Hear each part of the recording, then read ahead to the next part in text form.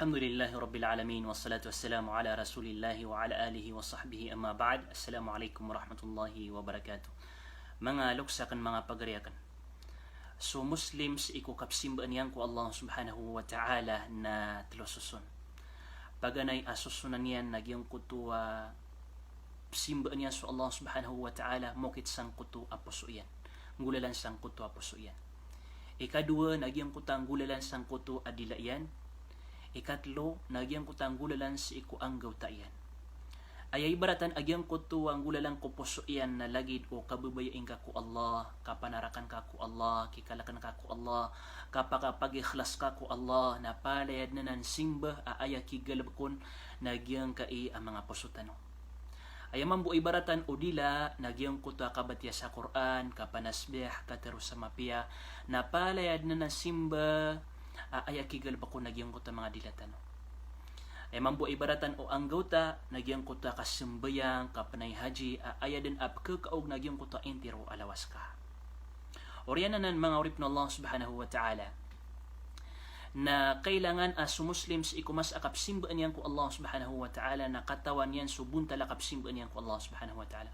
Ino mga day giyang ka iya simba ay penggulalan na ka. Anto na isabab akining gulalan na kaon. Bubaya ka ko Allah, kalak ka ko Allah, antawa ka, anto na onon. Na kailangan mukit sa giyang kay at talotiman ang kutwa simbatan ko Allah subhanahu wa ta'ala. Paganero na giyang kutwa mahabba, bubaya tanong ko Allah subhanahu wa ta'ala. Adin ang mga simba aya sabab adit tanaron di kang galabaka na sabab sang kutwa bubaya tanong ko Allah subhanahu wa ta'ala. Psadika ka sa sawati duwati magatos bubaya akaw to ko Allah subhanahu wa ta'ala. Psambayan ka sa sunat bubaya akaw to ko Allah subhanahu wa ta'ala. Palaya nuto bubaya ko Allah subhanahu wa ta'ala lagi dito.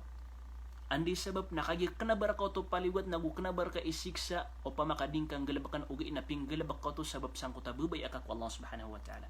Ikadua nagyang kutwa kalak tanus ko Allah subhanahu wa ta'ala al khawf. Na adin ang mga simba ay sabab adit tanurun di king gulanan na sabab sang kuta kikakalakan tanong ko Allah subhanahu wa ta'ala. Na kailangan na mapakasanggaya tanong agyong kuta bubaya tanong ko Allah na ugyang kuta kalak tanus ko Allah subhanahu wa ta'ala.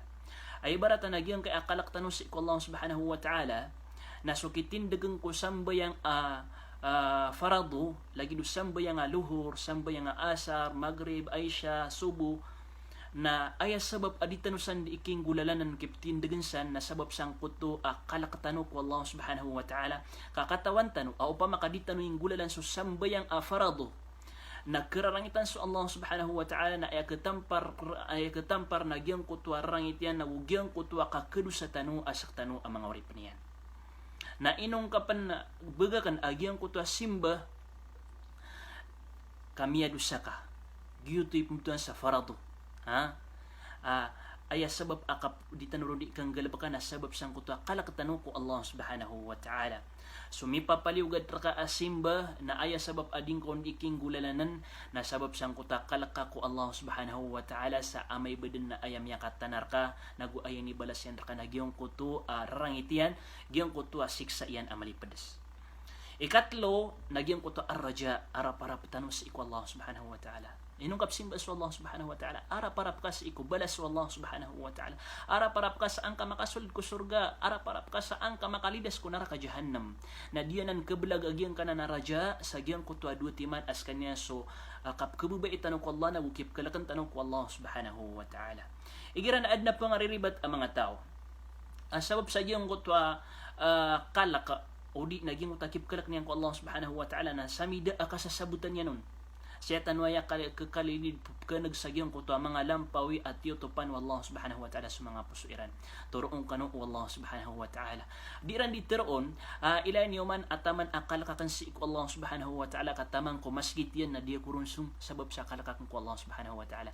Naribatanan akalak si ko Allah subhanahu wa ta'ala. Ayat ito akalak si ko Allah subhanahu wa ta'ala. Nagyang ko taking gulalan ka kung mga suguan yan raka ang mga paliwat na kapananggiling ka ko piya makaharam yan na ginanititwa kalak si iku Allah subhanahu wa ta'ala.